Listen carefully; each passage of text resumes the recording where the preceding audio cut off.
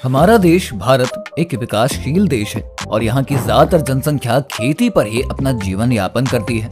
ऐसे में देश की आधे से ज्यादा आबादी का आर्थिक स्रोत जब खेती ही है तो उसे बढ़ाने के लिए भी तो कुछ करना ही पड़ता है ना। और उसी कुछ तो करने में फॉर्मूला इजाद किया गया यूरिया फर्टिलाइजर्स का। जी हाँ, ये वही यूरिया फर्टिलाइजर है जिसमें ज्यादा मात्रा में नाइट्रोजन होता है, जो कि हमारे पौधों और फसलों के लिए काफी ज्यादा जरूरी होता है। लेकिन अब आपके दिमाग में एक सवाल ये भी आ रहा होगा कि नाइट्रोजन को अलग से क्यों देने की जरूरत है जब वो हमारे आसपास के वातावरण में 78% के आसपास है। तो ये बात भी देखिए बिल्कुल सही है, लेकिन इसकी जरूरत इसलिए भी होती है क्योंकि फैक्ट्रीज में इसके साथ कुछ केमिकल रिएक्शंस करवाकर इसे फर्टिलाइजर के रूप में कुछ ऐसे तैयार किया जाता है जो कि हमारे फसलों के लिए अमृत का काम करता है, जिसमें कि ज्यादा मात्रा में पौधों को जरूरी पोषक तत्व और नाइट्रोजन मिल पाता है। तो चलिए बिना किसी देरी के हम आपको बताते हैं कि आखिर यूरिया फर्टिलाइजर को फैक्ट्री में कैसे बनाया जाता है और क्या होता है इसका मेकिंग प्रोसेस। वीडियो काफी ज्यादा इंटरेस्टिंग होने वाली है, इसीलिए इसे बीच में छोड़कर तो जाने की सोचिएगा भी मत। यूरिया के अंदर मेनली नाइट्रोजन होता है जो कि हमारे पौधों और फसलों की ग्रोथ के लिए सबसे ज्यादा जरूरी होता है। इसलिए यूरिया को बनाने के लिए सबसे पहले इस नाइट्रोजन गैस को लिक्विड या फिर सॉलिड में कन्वर्ट करना पड़ता है, जिसके लिए तमाम तरह के प्रोसीजर्स को अपनाया जाता है। और इस प्रोसेस को आसान बनाने के लिए कई बड़ी बड़ी फैक्ट्रीज को भी लगाया जाता है। वैसे तो अब 80% यूरिया इंडिया में ही बना लिया जाता है, पर बावजूद इसके 20% यूरिया हमें अभी भी बाहर से ही मंगवाना पड़ता है। फैक्ट्रीज में इस यूरिया को बनाने का काम कुल 3 स्टेप्स में पूरा किया जाता है, जिसमें सबसे पहले लिक्विड यूरिया को तैयार करने का काम शुरू होता है। अब ये तो हम आपको ऊपर ही बता चुके हैं ना कि यूरिया के अंदर नाइट्रोजन गैस होती है। ऐसे में इस नाइट्रोजन गैस को एटमॉस्फेयर से कलेक्ट किया जाता है क्योंकि हमारे वातावरण में 78% नाइट्रोजन गैस पाई जाती है। ये तो आपने अपने बचपन की किताबों में भी पढ़ा होगा। अब इस प्रोसेस के बाद इस नाइट्रोजन को फैक्ट्रीज में हाइड्रोजन के साथ मिक्स करके इसको प्रोसेस करवाया जाता है और इस तरीके से हमें अमोनिया गैस मिल पाती है। लेकिन अभी यहाँ पर प्रोसेस कंप्लीट हुआ नहीं है, बल्कि इसके बाद आगे के स्टेप में इस अमोनिया को कार्बन डाइऑक्साइड के साथ रिएक्ट करवाया जाता है, जिस वजह से इनके रिएक्शन से अमोनियम कार्बोनेट और काफी मात्रा में एनर्जी भी जनरेट होती है। वैसे ये एनर्जी यहाँ पर वेस्ट नहीं जाती है क्योंकि इसे आगे के लिए यूज कर लिया जाता है और कुछ इसी तरीके से फर्स्ट स्टेज भी हमारा फिनिश हो जाता है। अब बारी आती है सेकेंड स्टेज की, जिसमें लिक्विड अमोनियम कार्बोनेट में और टेम्परेचर को ऐड किया जाता है ताकि उससे पानी को इससे अलग किया जा सके और हमको ज्यादा से ज्यादा सॉलिड अमोनियम कार्बोनेट ही मिल सके।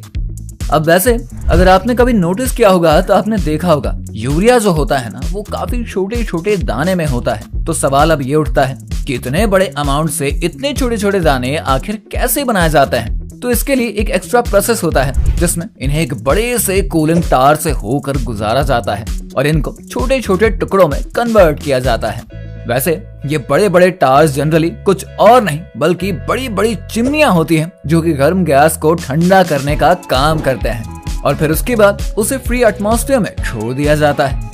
ऐसा करना इसलिए भी जरूरी होता है क्योंकि सरकार की तरफ से ये सख्त गाइडलाइंस है कि गर्म गैस को ऐसे ही सीधे वातावरण में नहीं छोड़ा जा सकता है, इसीलिए इसे ठंडा करना बहुत ही जरूरी है और ये वातावरण को ध्यान में रखते हुए एक जरूरी कदम है। और यही वजह भी है कि इन चिमनियों को काफी बड़ा और ऊंचा ऊंचा बनाया जाता है ताकि ऊपर पहुंचते पहुंचते ये गैसेस ठंडी हो जाए। लेकिन यहाँ पर यूरिया के केस में इन कूलिंग टावर्स का काम लगभग अलग ही होता है। इसमें ऊपर से अमोनियम कार्बोनेट को स्प्रे किया जाता है और नीचे से ठंडी हवाओं को छोड़ा जाता है। ऐसा करने से दोनों बीच में जाकर जहाँ पर मिलते हैं वहाँ पर अमोनियम कार्बोनेट छोटे छोटे टुकड़ों में टूट जाता है और टार के नीचे कलेक्ट भी हो जाता है। यहाँ पर एक प्लेट की मदद से इन बॉल्स को इकट्ठा किया जाता है और इन्हें एक कन्वेयर बेल्ट के ऊपर से पास करवाया जाता है। अब इसके बाद अगली प्रोसेस में बारी आती है नीम कोटेड यूरिया की, जो कि आजकल मार्केट में धड़ल्ले से मिलने लगा है। दरअसल इसकी कोटिंग इसलिए जरूरी होती है क्योंकि बिना इसके कई इंडस्ट्रीज के द्वारा इस यूरिया और इस पे मिलने वाली सब्सिडी का मिसयूज किया जाता था। जब हमारे भारत देश में हरित क्रांति की शुरू हुई थी उस वक्त किसानों के उत्पादन को बढ़ाने के लिए और उन्हें यूरिया के दामों में रियायत देने के लिए सरकार की तरफ से यूरिया की खरीदी पर सब्सिडी दी जाती थी, जिसमें 250 से लेकर 260 रुपए में किसानों को यूरिया की एक बोरी मिल जाती थी। लेकिन थोड़े ही समय के बाद ऐसी कई इंडस्ट्रीज थी जो कि इन पैकेज को किसानों के नाम पर खरीद कर सब्सिडी भी लेने लगी और इसका इंडस्ट्रियल लेवल पर भी काफी यूज होने लगा, जिससे कि सरकार पर एक एक्स्ट्रा बर्डन आ रहा था। अब उसी बर्डन को कम करने के लिए इस पर नीम का स्प्रे किया गया, जिसके बाद कोई भी फैक्ट्री इसे इंडस्ट्री में यूज ही नहीं कर पाएगी, क्योंकि ये यूरिया फिर उनके किसी काम का रह ही नहीं जाएगा। साथ ही नीम के स्प्रे करने से एक फायदा ये भी हुआ कि जब नीम जमीन के अंदर गया तो पौधों को नुकसान पहुंचाने वाले तमाम हानिकारक तत्वों और कीटों को भी जड़ से खत्म कर दिया गया। अगर हम केमिकल और फर्टिलाइजर मिनिस्ट्री की माने तो साल 2015 से 16 में देश में यूरिया का कंजम्पशन 95 मिलियन से कुछ ज्यादा का था, जो कि 2018 और 19 में बढ़कर 31.5 मिलियन टन के आसपास पहुंच गया। वैसे आपने यूरिया के बनने का प्रोसेस तो अब जान लिया, लेकिन चलिए आपको इसमें एडिशनल इन्फॉर्मेशन भी हम दे ही देते हैं कि आखिर इन यूरिया को खेतों में अप्लाई कैसे करते हैं। ऐसे में जनरली आजकल देखा जाता है कि किसान खेतों में यूरिया को ऊपर से ही छिड़क देते हैं और उसके बाद तुरंत खेतों में पानी चला देते हैं, लेकिन उन्हें ये नहीं पता होता है कि ऐसा करके वो यूरिया के असर को खत्म कर रहे हैं और इससे उनके यूरिया डालने का सारा खर्चा भी बर्बाद ही जा रहा है, क्योंकि जैसे यूरिया का पानी से संपर्क होता है फिर ये अमोनियम गैस में बदल जाता है और वो गैस आसानी से हमारे वातावरण में घुल जाता है। दरअसल यूरिया को मिलाने का सही तरीका यह है कि एक छोटा सा गड्ढा खोदकर हमें उसमें यूरिया को ढकना चाहिए। इस खड्डे की दूरी खेतों में प्लांट या फिर सीड से लगभग 8 से 10 सेंटीमीटर दूर ही होनी चाहिए। साथ ही इस बात का भी ध्यान रखा जाता है कि यूरिया को एकदम बीज के साथ भी नहीं डालना चाहिए, बल्कि इसे गड्ढे में डालकर इस पर थोड़ी मिट्टी डालकर इसे बंद कर दिया जाता है और उसके बाद इसके ऊपर से इसमें पानी भी डाल दिया जाता है।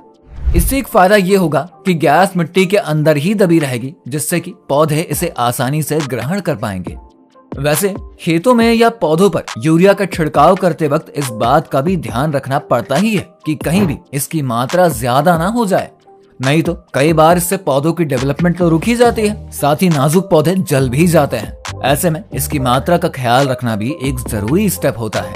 हम आपको बता दें 1947 में जब हमारा देश आजाद हुआ था, उस समय जगह जगह पर देश में गरीबी और भुखमरी की परेशानी थी जो कि देश की कमर तोड़ रही थी। ऐसे में देश की सरकार इस बात के लिए लगातार प्रयासरत थी कि कैसे देश से इस गरीबी और भुखमरी को दूर किया जाए।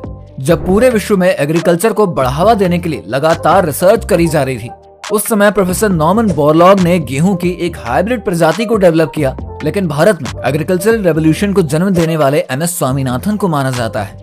1960 के आसपास जब एक बार फिर से देश में हालात बद से बदतर होने लगे, तब सरकार ने विदेशों से हाइब्रिड गेहूं के बीज मंगवाए। लेकिन अब सबसे बड़ी समस्या ये आ गई थी कि देश पहले से ही भुखमरी से बेहाल था। ऐसे में नए बीजों के इस्तेमाल का रिस्क लेने के लिए लोग बिल्कुल भी तैयार नहीं थे। तब इसे सबसे पहले 7 स्टेट्स के 7 जिलों में सिर्फ प्रयोग के तौर पर ही इस्तेमाल किया गया और जब ये योजना सफल रही तब जाकर भारत में हरित क्रांति की शुरुआत हो गई और साल 1968 आते आते भारत में 170 लाख टन का प्रोडक्शन बढ़ गया, जो कि उस समय का सबसे ज्यादा प्रोडक्शन था। और इस तरीके से धीरे धीरे करके हमारा देश खेती और अनाज के क्षेत्र में आत्मनिर्भर बन गया।